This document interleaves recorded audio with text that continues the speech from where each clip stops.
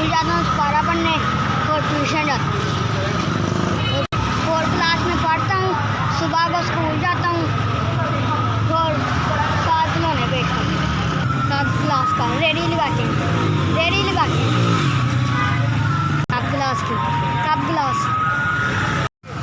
हमारा घर एंड पे है और मैं स्कूल जाता हूँ और यहाँ काम करता हूँ अब्बू के साथ, और जो से सारे पैसे होते हैं अब्बू को दे देता हूँ, और जो से महीने बाद हम जो किराया जो का देना होता है वो हम दे देते हैं। मैं खेलता नहीं हूँ, बस काम करता हूँ यहाँ बहन भाइयों के साथ। 200-300 रुपया बच जाता है।